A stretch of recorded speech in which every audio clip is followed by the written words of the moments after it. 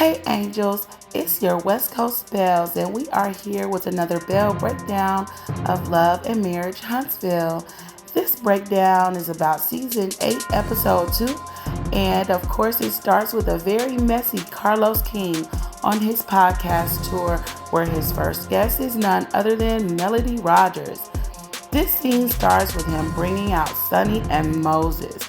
And if you've been under a rock, you may not know that Sonny is a former producer of the Love and Marriage Huntsville show, and Moses is the ex-boyfriend of cast member Destiny. In the off-season, it is said that the two were married and that their relationship blossomed right under Destiny's nose after she had befriended producer Sonny.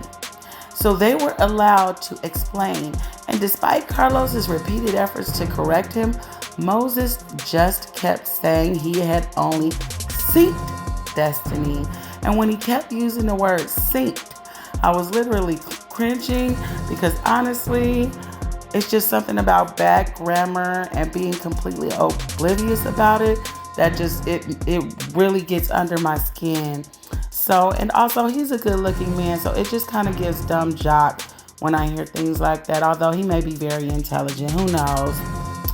At any rate, if they think that they were successful at convincing the world that there was no crossover between the two relationships, or that nothing inappropriate happened, they are more stupid than I believe he sounds, okay?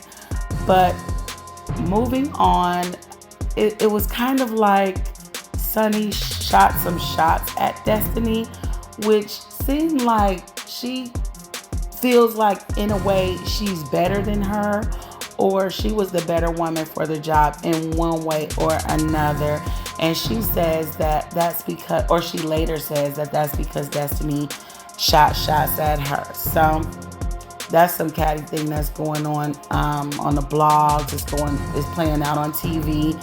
And it's a real testament to why you're not supposed to discuss all of your personal business with other women in your life. Even if it's just your sister, your cousins, your mother, you just have to really go to the Lord or go to a complete stranger, okay? All right. So let's go ahead and move on to the next scene, where Maurice and Marceau, who are expanding in business, and we love that, are having a talk. They talk about the business and how it's expanding, and how Maurice and Kenny purchased a complex that they want Marceau to put his magic touch on, if you will, because of course he owns Skolton. They're a building company. So they start to talk about Martell, which the whole season it seems like it's going to be about Martell and Melody again. It's the Martell and Melody show, so let's do it. They talk about what's been going on with Martell and Melody, and how Martell has gone to the blogs after being arrested, for something that he did over a year ago, which was send a text message to Melody that seemed to be revenge crime, if you will, okay? Or the threat of revenge crime. So follow me on that. Marceau brings the logic as to why no matter how much sense they make, Martell will never hear them out. And he's absolutely right. For the whole time they're on the way, I'm sitting there thinking, Martell is not going to listen. Martell is just going to be defensive. Martell is just going to blame Melody for everything, because that is what he has done for the entire time, even back to season 1, where Martell says, you don't take any blame, or you don't think that you had a part in this. You don't think that this is your fault in no kind of way. I wasn't getting what I needed. I asked for you to do this, and I asked for you to do that, and you didn't do it. But then when Melody came back to him and said, well, I asked you to do this and I asked you to do that, and he said, I'm not talking nasty. I'm not doing that. But at the same time, Melody did not step out of the relationship as he claims that she did. And that's all he wants to do, is paint her in a bad light. So it turns out that Marceau was absolutely right. But something is telling me that when Marcel said, I chose not to get a divorce, that might be a statement that's going to come back later to bite him, because it was probably Tisha that made the choice to stay, you know. And to wrap that up, Martell was Martelling and doesn't realize that abuse spans outside of hitting someone. He labels himself as a nice guy, and he may be, maybe, but the world is not convinced. The world is absolutely not convinced. He even compares himself to Marceau, saying he acts like a female, saying that Marceau acts like a female going back and forth online with complete strangers. And that was just odd, because really, Marceau is comedy. Marceau is honestly just comedy. And Martell is really not. He's not funny at all. And the things and the things that he says online and the attitude that he gives off is just not warming. It's not inviting. It's not something that people find funny at all. We do find Marceau funny. We find Marceau funny, no matter how much of an a-hole we have said he was in the beginning of the show. It seems like a little, he has toned down slightly, okay? So that's very pleasant to see, because his wife is becoming stronger and she's becoming more boisterous, if you will.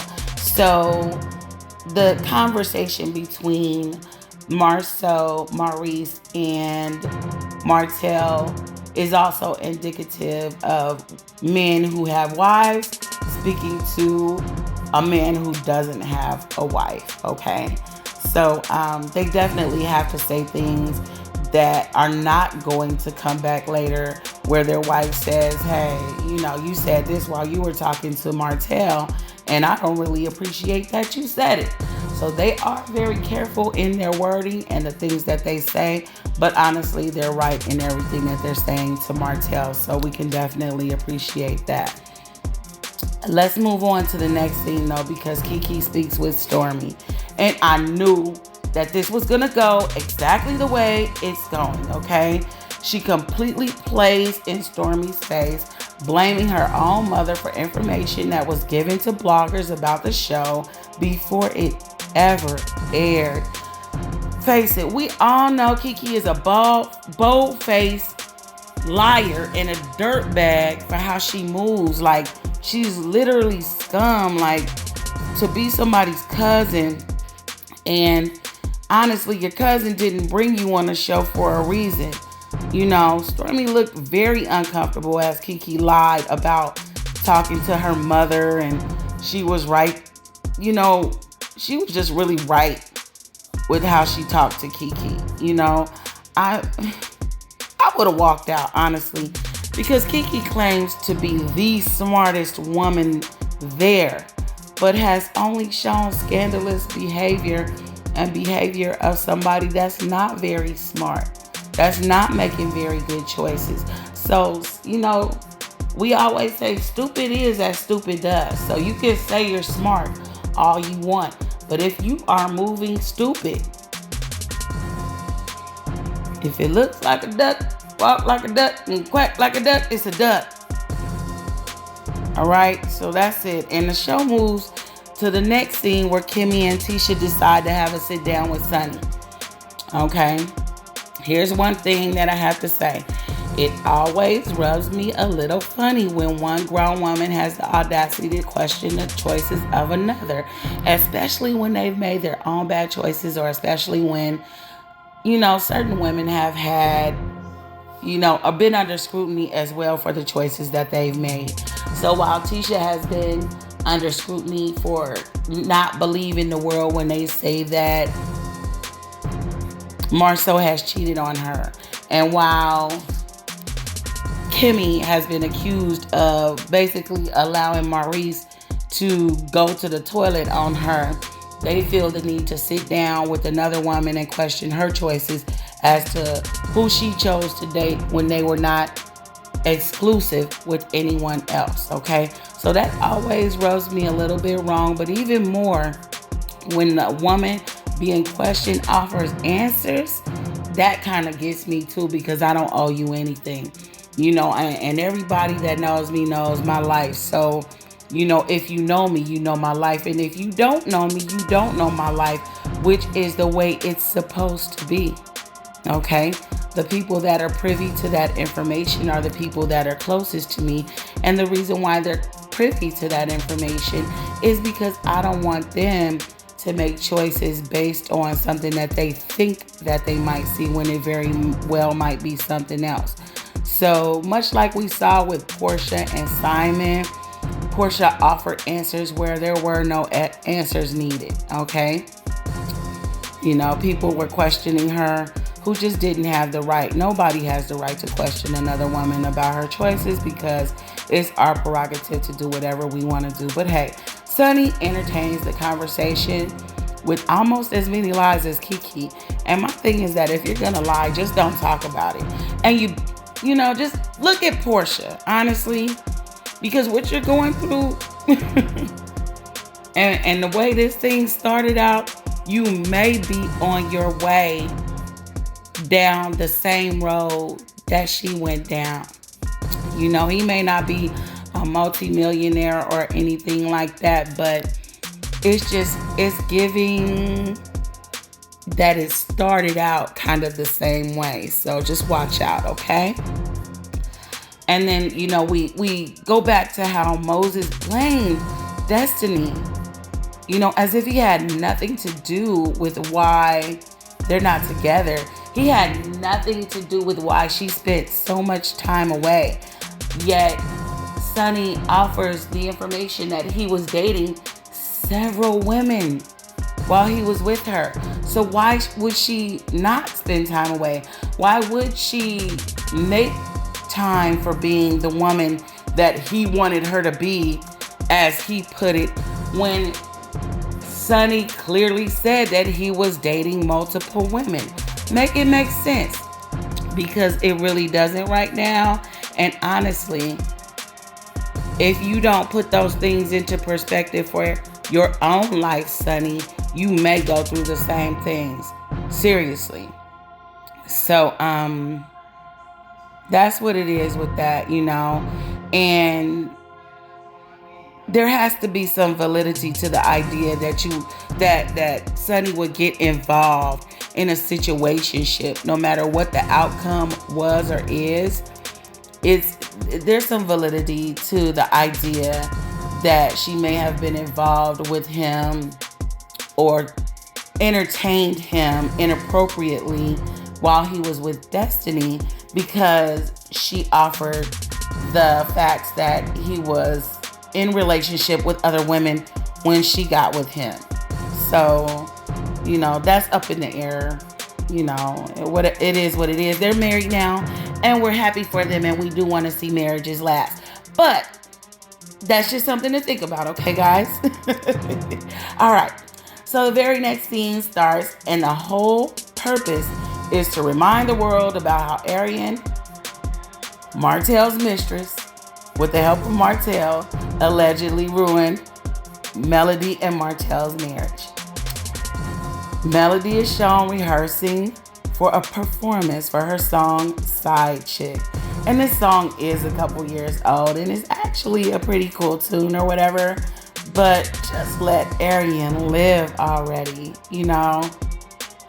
It just seems like, even though Melody portrays the strong woman that has moved on and the glow up is real, she's still very much stuck in the anger of her husband ruining her relationship, and it's real hurt. It's real hurt, and you can't tell someone when to get over anything, and you can't tell them how to react about things either. So it's refreshing to see real feelings, even though you do want to see someone get over it and move on so that they can truly live in their own blessings. Because as blessed as she is, she may be blocking some by living in the past. So then of course the scene moves on to Mel sitting with Keke, which is the inevitable, because Mel is one of the executive producers of the show and the creator of the show. Ultimately, we know that she was the mastermind behind everything because her ex-husband doesn't have the mental wherewithal to build. Catch that if anybody caught that. Immediately when Keke sits with Mel, Keke says, I'm the last person that you want to talk to, and Mel agrees. The shade is so real. Mel's, yeah, definitely you're the last person that I want to speak to. And Keke, who has never owned up to anything, just continued to lie on her mother. And her sorry attempt to own things by saying her mother made a mistake is going to continue to fall flat for all of the duration or future of reality TV. So Melody was right for using the scissors that Keke handed her to cut Keke off, okay? And I'm just like Melody in that respect. Sometimes you just have to let people go, you know? So the episode ends with Keke being thanked for her services and then dismissed with well wishes. And rightfully so. Bye, Keke. Hopefully we will not see you. Like, she irks me. She's wrong. And it's a hard bye for me. Okay? So that's it for this video. And for more like it, I want you guys to like, comment, subscribe. Let's definitely get down in the comments and talk about it. And of course, please hit the notification bell for your bells.